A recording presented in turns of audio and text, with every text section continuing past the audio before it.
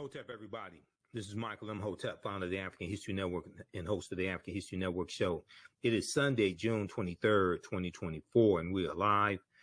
I wanted to come on and talk about my new online history course that is starting up today. I'm getting ready to jump off of here and start teaching this class. It's called Black Resistance Movements from the Haitian Revolution, U.S. Civil War, Civil Rights Movement, and Black Power Movement, 1800 to 1968.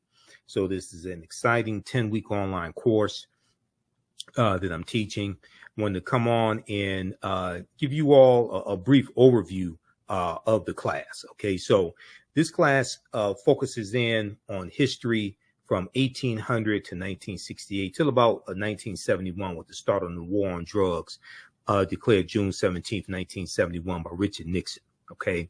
And this class focuses on what leads up to the Civil War taking place. What are some of the laws and policies put in place that lead us to where we are right now? We deal with the Jim Crow era, the Reconstruction era, in the aftermath of the insurrection that we saw on January 6, 2021 at the U.S. Capitol. Many leading historians drew parallels between the violence that we saw January 6, 2021 and the Reconstruction era, which is from 1865 to 1877. Okay, the Reconstruction era, right after slavery ended. The period of political revolution directly following the American Civil War, this was the Reconstruction era, and is going to be partly because of political violence that brings about an end to the Reconstruction era. And we also know that we have the Compromise of 1877 as well, where Rutherford B. Hayes is declared president, the Republican, and he agrees to the Democrats' demands to remove the Union troops out of the South. Okay. Now, this 10-week online history course will analyze U.S. history primarily from the African-American perspective, beginning in the period 1800 to 1865. But one of the things that we're going to highlight in this class is Black resistance and how we fought back to white supremacy and racism. Okay. This course looks at different ways African Americans fought back against racism between 1800 to 1968. Your understanding of politics is directly related to your understanding of history. Your understanding of politics is directly related to your understanding of history. We'll analyze U.S. history primarily from the African American perspective, beginning with the Haitian Revolution, which is 1791 to 1804, and the Louisiana Purges of 1803, because the Louisiana Purges of 1803 and the Haitian Revolution, those two events are related. And we know that the Louisiana Purges is going to double the size of the U.S. at the time. And the U.S. is going to get 828,000 square miles of land from France. And one of the reasons why France sold this land is because France and Napoleon and were getting their behinds kicked by the Haitians in their colony of Saint Dominique that those Africans are going to call Haiti. Okay, and then we call it Haiti. And Haiti is the Arawak word for that island nation of Haiti. Okay, this is where that comes from, Haiti. And we talked about this in my class, the class that I taught yesterday, Ancient Kemet, the Moors, and the Ma'afa, Understanding the Transatlantic Slave Trade, what they didn't teach you in school. That Haiti is an indigenous Arawak word, which means mountainous land, so we're going to deal with this history, and then you could trace that history of the island of Hispaniola, or what Christopher Columbus called La Isla Española, the Spanish island, and the word is anglicized to Hispaniola. And the island of Hispaniola is where you have the Dominican Republic and the Spanish colony of Santo Domingo, which the French take over that Spanish colony of Santo Domingo in 1697 and call it Saint Dominique, and that's where Haiti is today. Okay, so when we look at this history, even though we're looking at history from 1800 to 1968, we can trace this history back to the Moors going into the Iberian Peninsula, today known as Spain and Portugal, in 711 AD, and what happens after that. Because we know it's August 3rd, 1492, that Columbus sets sail on the Nina, the Pinta, and the Santa Maria, and he's financed by Spain and King Ferdinand and Queen Isabella. We know on August 2nd, 1492, Spain expels the Sephardim, the Sephardic Jews, and we know on January 2nd, 1492, during the Spanish-Grenadian Wars, the Moors lose control of their last stronghold in Spain, which was Grenada. Okay, so we see a chronology of all of this history. And then we see the Louisiana Purchase, which doubles the territory of the United States. The U.S. is going to carve out about 15 states out of that land they get from France. And France did not legally own that land. This is stolen land they got from Native Americans as well as African people who were already here as well. And we know from reading Dr. David Imhotep's book, The First Americans Were Africans, Documented Evidence, we know African people were here in this land we call the United States of America, going back at least 51,700 years ago. Okay, so, this is already a given. Okay, so what we're going to see here in this class is a chronology of this history and what leads to the U.S. Civil War taking place.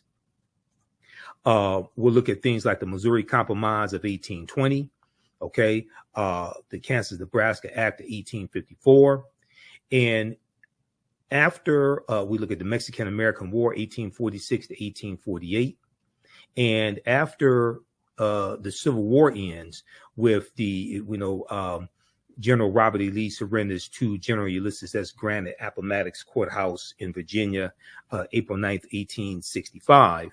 And then you have June 19th, 1865, Juneteenth. But as we will look at in this class, we know that the Emancipation Proclamation did not free the slaves. Okay, the Emancipation Proclamation did not free the slaves. We know that the border states of Maryland, Missouri, Kentucky, and Delaware, they were all exempt from General Order Number 3. Okay, delivered by Major General Gordon Granger. And, we just commemorated Juneteenth, and we should celebrate Juneteenth. But as you saw in the videos from my presentations for Juneteenth 2024, I said that we have to protect the history of Juneteenth and correct the history of Juneteenth. And June 19th, 1865, when those enslaved Africans in Galveston, Texas, got the word that they were freed, that was not the last day of slavery, because Kentucky and Delaware did not abolish slavery until December 18th, 1865. And that is when the 13th Amendment was adopted. We know that when Georgia ratifies the 13th Amendment, December 6, 1865, Georgia becomes the 27th state to ratify the 13th Amendment, and it becomes law, and it's adopted December 18th. So Kentucky and Delaware did not abolish slavery until 6 months after Juneteenth. So how could Juneteenth be the last day of slavery? Okay, so a lot of these reports that you hear in the media are basically false about Juneteenth. Okay, so we go through and we look at some of these original documents. We look at the U.S. Constitution, Emancipation Proclamation, things of this nature.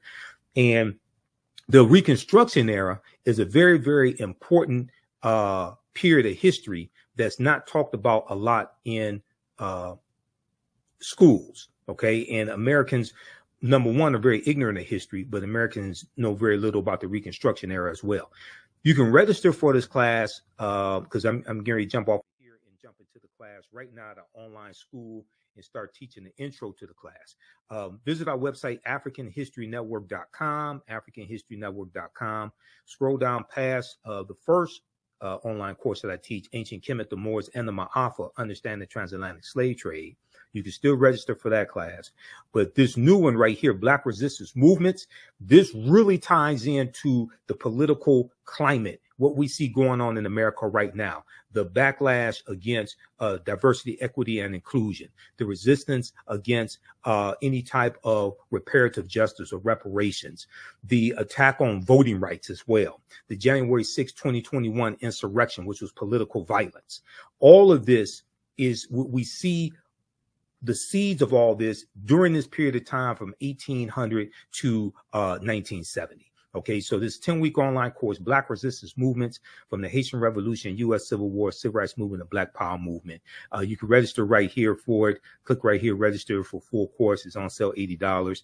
You can register for both classes. We have a bundle pack for $120. It's about a $300 value. There's going to be some bonus content. You're going to get my Juneteenth lecture free when you register for this new class as well, Black Resistance Movements. Okay, so visit our website, AfricanHistoryNetwork.com. and register for it, and we'll see you in class. I want to go back to this PowerPoint presentation. These are some of the actual slides from the class. There are 80 to 100 articles that we look at in this course, and there are numerous slides that I put together for this class as well. There's 2 binders full of articles that I teach, because it's really close to about 100 articles that we look at here. So we go through, we look at the 13th Amendment. Now, contrary to popular belief, people think the 13th Amendment has an exception clause because it says, except as punishment for a crime whereof the party shall have been duly convicted, shall exist within the United States or any place subject to their jurisdiction. So people are under this misconception, oh, well, this is why you have mass incarceration, because of the 13th Amendment. No, that's false, okay? What is the 13th Amendment? What law is the 13th Amendment based upon? The 13th Amendment is based upon what's known as the Northwest Ordinance of 1787. The Northwest Ordinance of 1787 dealt with the Northwest Territory. It dealt with Michigan, Ohio, Indiana, Illinois, Wisconsin, and Minnesota. The Northwest Territory is one of the main reasons why the Northwest Ordinance, I should say, the Northwest Ordinance of 1787 is one of the main reasons why places like Michigan, where I live, had very low levels of slavery, because the Northwest Ordinance basically abolishes slavery in the Northwest Territory. And when I did my presentation for the Detroit Reparations Task Force on March 2nd, 2024, some of you all have seen the video of that lecture because I've been rebroadcasting it on my social media platforms. I talk about the Northwest Ordinance there, officially titled An Ordinance for the Government of the Territory of the United States, Northwest of the River Ohio. The Northwest Ordinance was adopted on July 13, 1787 by the Confederation Congress.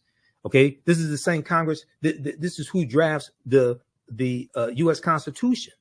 Okay, in 1787 at the Philadelphia Convention, the Confederation Congress, the one house legislature operating under the Articles of the Confederation. So the Northwest Ordinance chartered a government for the Northwest Territory, provided a method for admitting new states to the Union from the territory, and listed a Bill of Rights guaranteed in the territory. And one of the things that it did was basically forbade slavery. A Bill of Rights protecting religious freedom, the right to a writ of habeas corpus, that means having your day in court before, being convicted, the benefit of a trial by jury, and other individual rights. In addition, the accordance encouraged education and forbade slavery. So this is why, like in 1832, Michigan had in 1830, the U.S. Census showed Michigan only had 32 slaves. In 1773, we know Detroit had 73 slaves. Okay, but after that, in 1787, you're going to see a drastic decline in the number of slaves that the Michigan Territory has, and then Michigan becomes a state in the Union in 1837, and it gets admitted to the Union as a free state. So this is why I said that the people that, even though slavery did exist in Michigan, there was very low levels of it. And also many of the numbers that you see talking about the number of slaves in Michigan, that also included Native American slaves. And at one point, Native American slaves outnumbered African slaves 3-1. So this is why when we talk about reparative justice, we have to specifically understand the history of the city or state that we're talking about. We can't just run around talking about slavery, slavery, slavery. You owe us $17 trillion. That's not going to work. Yeah, I mean, go watch my presentation. I got deep into this. Okay, so so we go through and take you throughout history. We look at the Reconstruction era, right? The Reconstruction era is not talked about a lot in schools. And there was a excellent article from time.com, Time magazine, that I use in the class. And it deals with how schools are not teaching about the Reconstruction era. And the Reconstruction era is extremely important to understand because it helps us better to contextualize what is taking place right now. What is taking place right now? The attack on critical race theory, okay? The banning of books that are taking place, especially books dealing with the history of slavery and the civil rights movement, things of this nature. And then you have the initiative to reshape the federal bench, the federal courts, and the U.S. Supreme Court into an ultra-conservative court as well. So we see all this continuation, all these political fights, things like this coming from the Reconstruction era and going into the Jim Crow era. A new report finds that 45 states are failing to teach students about the period that shaped race relations after the Civil War. Now, this is an excellent article from January 12, 2022 by Olivia B. Waxman for Time magazine. And this was basically a year and 6 days after the January 6, 2021 insurrection. In this article, it says in the aftermath of the insurrection a year ago at the U.S. Capitol, many leading historians drew parallels between the violence that we saw January 6, 2021 and the Reconstruction era, the period of political revolution directly following the American U.S. Civil War. So Civil War is 1861 to 1865. Quote, now, Eric Foner is one of the top historians when it comes to the Reconstruction era, okay? Historian Eric Foner said, quote, the events we saw reminded me very much of the Reconstruction era, okay? The events we saw reminded me very much of the Reconstruction era and the overthrow of Reconstruction, which was often accompanied or accomplished, I should say, by violent assaults on elected officials. So whether we have like the Clinton, Mississippi riot of 1875, where President Ulysses S. Grant refused to intervene. He implemented his non-intervention policy, but he intervened in 1871 using the Ku Klux Klan Act of 1871, and he cracked down on Ku Klux Klan activity in South Carolina. He declared martial law in 9 counties in South Carolina, and this is after Congress passed the third of the enforcement acts, and this one is section 241 of U.S. Code, is known as the Ku Klux Klan Act of 1871. Okay, now Eric Foner is the author of the book Reconstruction, America's Unfinished Revolution, 1863 to 1877. He said this in an interview with the New Yorker magazine published a week after the January 6, 2021 insurrection. Now, scholars say studying the aftermath of the U.S. Civil War can help put into context many of the most seminal events in the U.S. in recent years, from the brutal murder of George Floyd, May 25th, 2020, okay, in Minneapolis, Minnesota, by Derek Chauvin, to the voter suppression laws enacted after African-American voters played a big role in helping Joe Biden and Kamala Harris be elected president and vice president in 2020. But despite the timeliness of the era in today's climate, many students in American schools will not get a full education on Reconstruction until they get to college. But majority of them are not going to go to college. The Reconstruction era, understanding this is why I when I talk about Juneteenth, I say we can't deal with just one day in history. Juneteenth leads you to the Reconstruction era, 1865 to 1877. It leads you to the Civil Rights Act of 1866, which allows African Americans to enter into legal contracts and negotiate wages. And it's the Civil Rights Act of 1866 that's being used against us now in these anti-diversity, equity, and inclusion lawsuits that white conservative Ed Bloom is filing. He filed it against the Fearless Fund, the African American women who give out grants to businesses of women of color. And Ed Bloom is saying that they're discriminating against white business owners.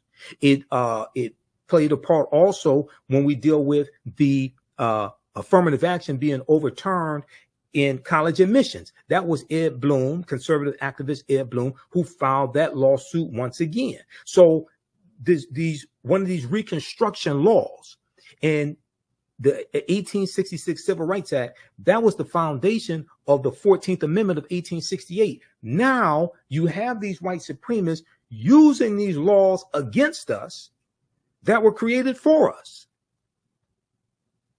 And this is why we have to understand this history and understand, and your understanding of politics is directly related to your understanding of history. Okay. And this is why I say we have to practice political self-defense. Understanding how these laws and policies impact African Americans, impact our economic condition, how to weaponize our vote, how to fight back against these people, take them out of power, vote them out of office, and understanding how to protect gains that have already been made. If you don't understand history, you don't understand the gains that have been made. The attack on voting rights, Senate Bill 201, okay, coming out of Georgia. That's very similar to the attack on voting rights, African-American voting rights that we saw at the Mississippi State Constitution, the Mississippi State Convention in 1890, okay, shortly after Reconstruction ends. And they're rewriting the Mississippi State Constitution to oppose poll taxes and literacy tests, to suppress, it was specifically designed to suppress the African-American vote. There's an excellent article from the Washington Post called "The Mississippi Plan to Keep Blacks from Voting in 1890. Quote, "We came here to exclude the Negro," end quote. Now, that quote, "We came here to exclude the Negro," is a direct quote from Solomon Saladin Calhoun, who was the white county judge who presided over the Mississippi State Convention. And he said, "Let's tell the truth. If it bursts the bottom of the universe, we came here to exclude the Negro. Nothing short of this will answer." Because African Americans were the majority of the population in Mississippi, and we were the majority of the voters. Okay. So they're trying to take back power. They imposed, the delegates eventually adopted a literacy test and a poll tax geared to suppress the black vote in a state with a black majority. The Mississippi Plan became the model throughout the South, part of a raft of racially oppressive Jim Crow laws that ended Reconstruction. What you're going to see is other states adopt similar laws. South Carolina, 1895, Louisiana, 1898, Alabama, 1901. You're going to see Georgia, Oklahoma. It's the same thing that happened after Senate Bill 201 passed. Okay. Out of Georgia, other states, especially many of these former Confederate states, they started passing similar bills. Okay. And what are they doing? They're cracking down on mail-in ballots, okay? And they're trying to find ways to suppress the votes of African Americans, Latinos, Asian Americans, white college students as well. It's not just targeting African Americans. We are the main target, though, because we have historically been targeted because there has always been a fear of African American political power in this country. Read the article from motherjones.com. Now, you know I'm a national political commentator. You see me on Roland Martin Unfiltered every Friday. You see me on the African History Network show. I just did Attorney Areva Martin show this week as well, this past week. You know, she's a CNN legal analyst, Areva Martin. So I was on her radio show on 1580 AM KBLA out of Southern California, which is Tavis Smiley's radio station. I did the Carl Nelson show on WOLB Baltimore, Radio 1. I did his show on Monday, June 17th. We dealt with Juneteenth history and politics and the 2024 presidential election, etc. Look at this article right here, May 13th, 2021. Leaked video, Dark Money Group brags about writing GOP voter suppression bill across the country. Quote, we did it quickly and we did it quietly, end quote, said the executive director of Heritage Action. Now, this is an excellent article that I use in my classes. This is written by Ari Berman and Nick Sergey. Ari Berman used to write for thenation.com, and during the 2016 presidential election, Ari Berman wrote a series of articles dealing with the voter suppression that was taking place during the 2016 presidential campaign. And he has one article that deals with how there are 868 fewer polling places to vote at in the 2016 campaign. That's a direct result of Shelby County versus Holder, U.S. Supreme Court case of 2013, which gutted Section 5 of the 1965 Voting Rights Act. Well, the reason why you needed the 1965 Voting Rights Act is because of what happened in Mississippi in 1890 at the Mississippi State Convention, and what happened in Florida in 1889 when Florida was the first state to have poll taxes, and what happened in South Carolina and Georgia and Alabama when they rewrote their state constitutions. This is why you needed the 1965 Voting Rights Act. And you've had white supremacists who've been trying to weaken the 1965 Voting Rights Act or revoke it altogether, basically since it was implemented. So quickly here, when we look at this piece from Mother Jones, okay, how many of you all know this? Senate Bill 201 was crafted by Heritage Action for America. Here's what happened. In a private meeting last month with big money donors, the head of a top conservative group boasted, I want everybody to see this. We're going to zoom in on this. The head of a top conservative group boasted that her outfit had crafted the new voter suppression law in Georgia and was doing the same with similar bills for Republican state legislators across the country. They did it with Senate Bill 201 in Georgia, and they did it with other similar bills in Republican state legislators across the country. Quote, in some cases, we actually draft them for them, end quote, she said, or we have a sentinel on our behalf, give them the model legislation so it has that grassroots from the bottom up type of vibe, end quote. The Georgia law had, quote, 8 key provisions that Heritage recommended. Jessica Anderson, the executive director of Heritage Action for America, a sister organization to the Heritage Foundation, told the foundation's donors at an April 22nd gathering in Tucson, Arizona, in a recording obtained by the watchdog group Documented and shared with Mother Jones. Those included policies severely restricting mail ballot drop boxes, preventing election officials from sending absentee ballot request forms to voters, making it easier for partisan workers to monitor the polls, preventing the collection of mail ballots, and restricting the ability of counties to accept donations from nonprofit groups seeking to aid in election administration. Okay, now this law was signed into law by Georgia Governor Brian Kemp, and when he signed it, he was in a room with all white men. And he's sitting down at the desk, and above him is a painting of a slave plantation. Go research this when they did this. Okay. But check this out. It gets deeper. Do you know who the Heritage Foundation is? The Heritage Foundation is an ultra right-wing conservative think tank. And they're the ones who engineered Project 2025. The Heritage Foundation. Have you heard about Project 2025? All of this stuff, all the history and politics is connected. This is what we deal with in this class. This is why I had to create this class, because the first course that I teach, Ancient Kemet, the Moors, and the Ma'afa, Understanding the Transatlantic Slave Trade. So we deal with history going back thousands of years and deal with what leads up to the transatlantic slave trade. And we deal with the transatlantic slave trade, like, globally, and then deal with it here in the U.S.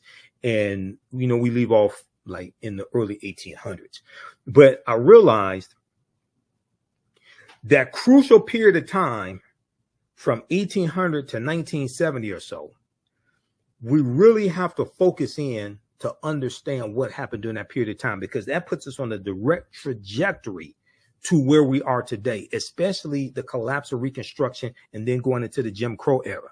We look at the Lily White movement in 1928, which was the effort of Republicans to push African Americans out of the Republican Party, going back to 1928, when Republicans appealed to Southern segregationist Democrats in 5 former Confederate states to get them to vote for Herbert Hoover, who was the 1928 Republican candidate for president, and Herbert Hoover won. We know Herbert Hoover mishandled the Great Depression and loses to Franklin Roosevelt in the 1932 presidential election. Okay, so we get to see a chronology of all this history.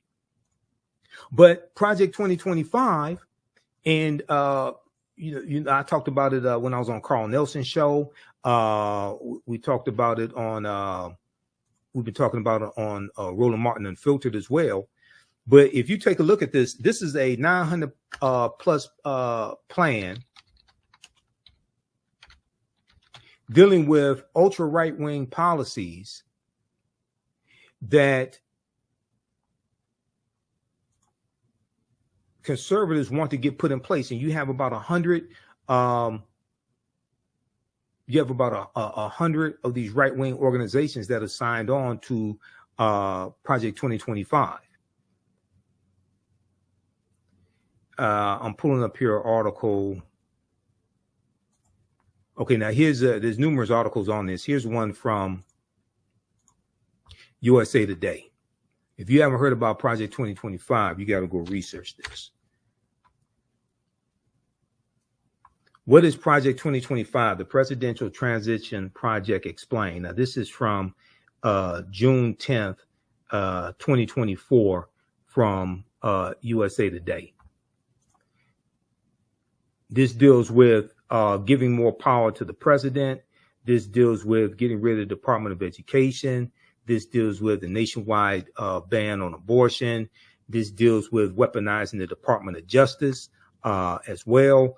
I mean, this stuff is deep. This deals with politicizing federal employees and getting rid of thousands of federal employees and implementing a loyalty pledge as well to be a federal employee. What is Project 2025? The Presidential Transition Project Explained.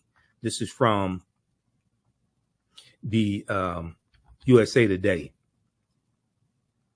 The detailed plan to dismantle and reconstruct the government laid out by conservative groups known as the 2025 Presidential Transition Project has critics up in arms over its apocalyptic and authoritarian nature. The Heritage Foundation, a conservative think tank in Washington, D.C., led an effort to create the more than 900-page Mandate for Leadership published in April 2023. So this is the type of planning these people are doing. Reimagining the executive branch and presented a plan to overhaul several government agencies, including the FBI, for the country's next conservative president to follow. Now, the Heritage Foundation did something similar in 1980 with their Mandate for Leadership. And and that was a book in 1980 that contained 2,000 policies they wanted the Reagan administration to adopt. The Reagan administration adopted 60% of those policies in the first administration of Ronald Reagan. And these were a lot of anti-African American policies. These policies calling for smaller government, attacking poverty programs, all different types of negative things like this.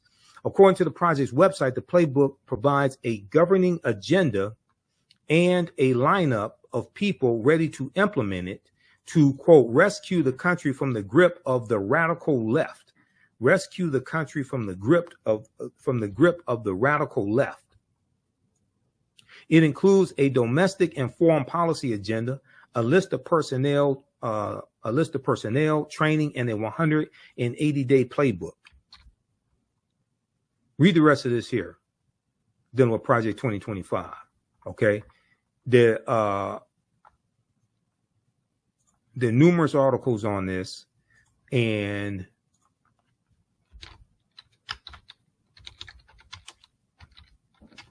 let me pull up something here.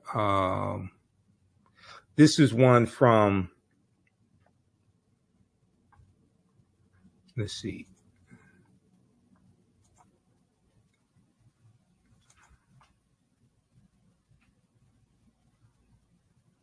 This is one from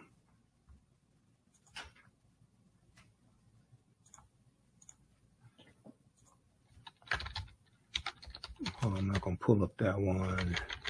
That's a video.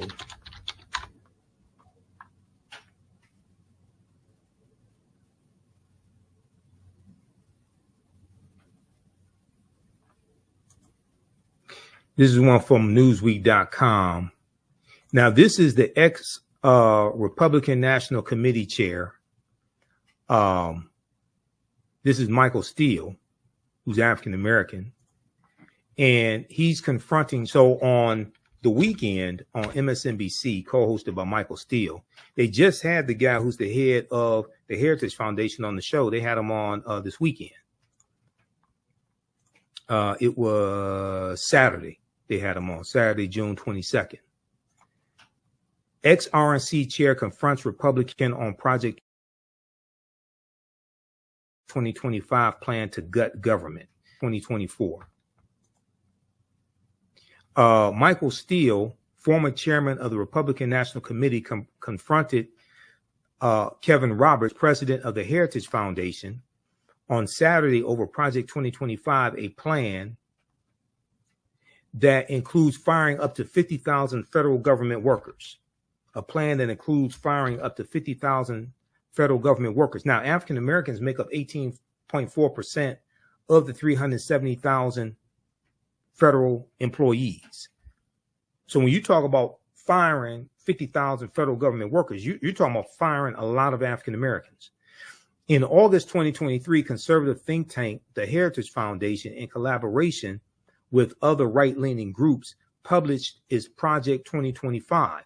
According to its official website, the project aims to pave the way for an effective conservative administration by using a policy agenda, personnel, training, and a 180-day playbook should the GOP win the 2024 election, should Donald Trump win. This is what they're saying. Proposals include reintroducing legislation making it easier to fire federal employees, prosecution for distributing abortion pills by mail, and abolishing recently established diversity, equity, and inclusion DEI initiatives at the Department of Defense. However, one of the most significant proposals is a plan to reintroduce Schedule F, a Trump-era executive order rescinded by President Joe Biden. Okay, research Schedule F, the Schedule F employees, rescinded by President Joe Biden, that would see tens of thousands of federal workers reclassified, making them easier to fire. Once again, African Americans are 18.4% of federal employees. While the Trump campaign has previously said outside groups do not speak for the former president, Project 2025's 1,000-page proposal was drafted with input from a long list of former Trump administration officials who are poised to fill top ranks of a potential new administration, according to the Associated Press. Newsweek has reached out to Trump's campaign via email for comment. Now, during Saturday's MSNBC's The Weekend, former RNC chair Michael Steele, who is African American and the co-host of the program, he discussed the specific proposal of replacing federal workers, asking Kevin Roberts, a Republican and the head of the Heritage Foundation, about who will be replacing them. Quote, talk to us about what that looks like if Heritage is calling for removing 50,000 federal employees. Who are you replacing them with, and where do they come from? I suspect a lot of those people you are talking about have been in the federal service for a long time and served not just Republican administrations, but also Democratic administrations, Michael Steele said. Kevin Roberts mentioned political contributions as he claimed federal workers contribute to the Democratic Party. See, what they want to do is they want to go through and weed out federal employees, and they only want federal employees who will be loyal to Donald Trump. And that's not how federal employees work. Federal employees are not loyal to a president. They are employees that serve the country. They stay there for 20, 30, 40 years. They serve many presidents. They're not there to serve a president. What I mean is they serve under many presidents. They're not there to serve a president. They're there to serve the country, but they work under many presidential administrations. They're not there to be loyal to one person. That's not how this works. Quote, they have, and 95% of them who give political contributions give them to the Democratic Party. Kevin Roberts said, the head of the Heritage Foundation, they can donate to whoever they want to. You can be a federal employee and make political donations. You have a right to do that. However, Michael Steele interjected and asked, quote, so you're going to fire someone because they wrote a check to a Democratic candidate? Kevin Roberts continued by doubling down on the efforts to replace civil servants, calling them unelected bureaucrats. Quote, now we're going to fire someone. He said, no, quote, no, we're going to fire someone, and the number needs to be more than 50,000 people, considering there are more than 2 million federal employees because of over the last century, the radical left has seen the administration state as the fourth branch of government. They're unelected bureaucrats, but ultimately we have to devolve power from the imperial city of Washington back to the people. You listen to this guy. This guy sounds crazy as hell. Go to MSNBC.com. Go to The Weekend. Watch the interview that they did. That the TV, not the pop artist, The Weekend, not him. The political show on MSNBC, The Weekend. Okay, with Michael Steele and Simone and Menendez. Okay, go watch that. They interviewed Kevin Roberts Saturday, June 22nd, 2024. This dude sounds like a Trump bobblehead, full of conspiracy theories. And he's the head of the Heritage Foundation. This is the organization that created Project 2025. Not only that, the 226 federal judges that Donald Trump got confirmed, and the 3 Supreme Court judges, those judges came from lists submitted to him from the Heritage Foundation and the Federalist Society. Go research that.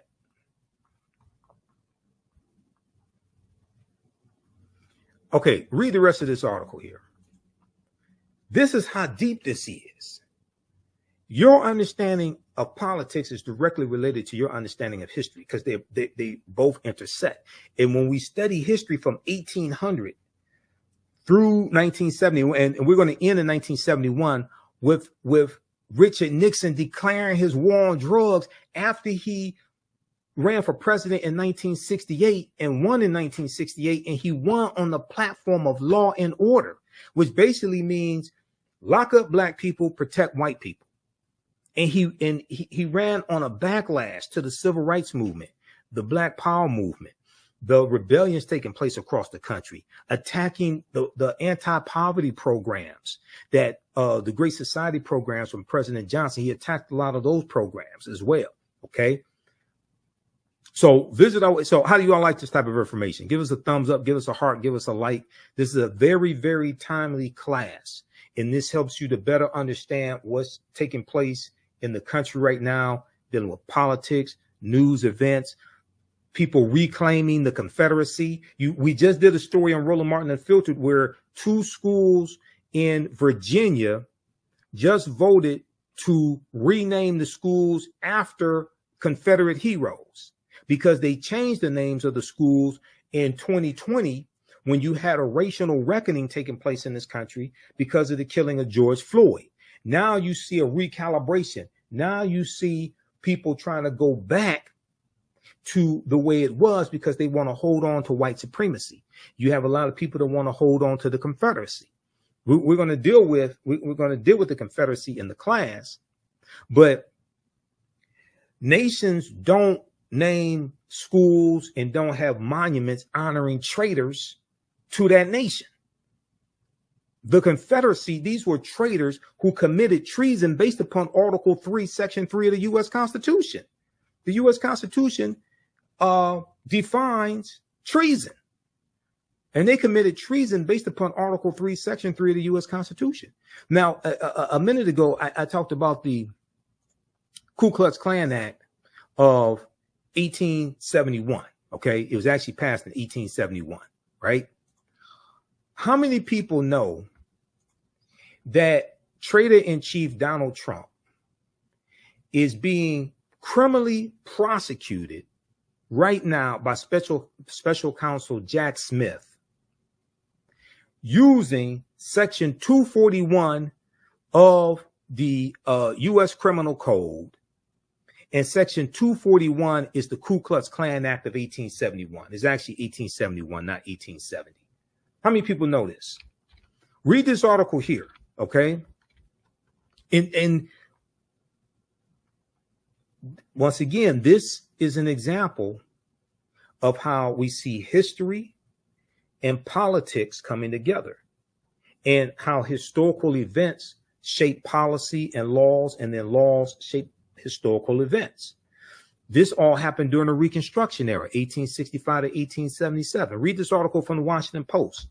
Trump is charged under civil rights law used to prosecute KKK violence. Trump is charged under civil rights law used to prosecute KKK violence. The provision was originally adopted in 1870 and was intended to protect the newly codified rights of Black citizens after the Civil War. Well, it was the U.S. Department of Justice that was actually prosecuting these Klansmen. And the U.S. Department of Justice was created in 1870 largely to enforce the new rights of African Americans. That's during Reconstruction. Now, how many people learned all this in school? Okay? How many of your children are learning this in school? So then when you see this is why if you see me on Roland Martin Unfiltered and on the African History Network show, I tell you, the work that Kristen Clark is doing in the Civil Rights Division of the Department of Justice, the work that Merrick Garland is doing, because the prosecution, the investigation, number one, and the prosecution of the January 6, 2021 domestic terrorists, that is the largest investigation the U.S. Department of Justice has ever done since they were created in 1870. And one of the main reasons why those domestic terrorists attacked the U.S. Capitol is because 16.9 million African Americans voted for Joe Biden and Kamala Harris.